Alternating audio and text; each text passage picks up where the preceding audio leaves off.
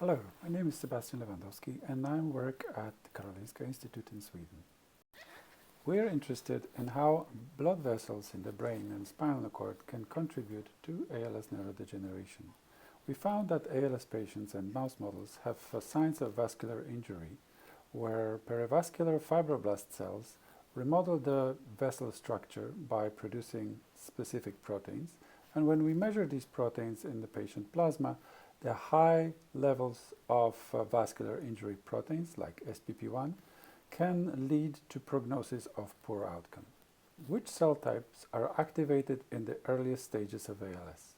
We interpreted bulk tissue transcriptomes from spinal cords of sporadic ALS patients and 2 mouse models with single-cell specific sequencing. These tell us which cell types are activated in the bulk tissue at a given time point. We saw that perivascular fibroblast cells are activated long before the neuromuscular junction decoupling or symptom onset in the SOD models as well as the TDP-43 model. Since we knew which genes are activated for the perivascular fibroblasts, we also wanted to see if their proteins accumulate in tissues. Here we see that SPP1 or osteopontin mRNA is specific to perivascular fibroblast against 10 other cell types in the central nervous system. We stayed for SPP1 in ALS patient tissue and found that these proteins accumulate around blood vessels compared to controls, and these proteins accumulate in the enlarged perivascular spaces around blood vessels.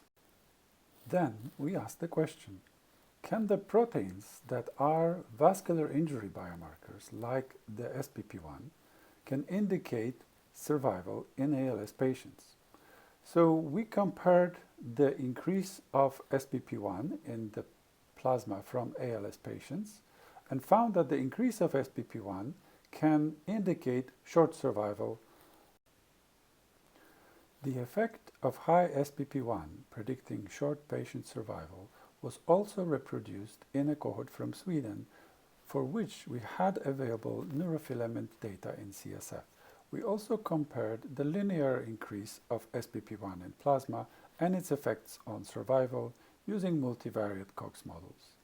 We found that SPP1 had a stronger effect on survival than these typical indications of bulbar onset or neurofilament increase. This would suggest that the vascular response can be an independent indication for patient survival at the first clinical visit.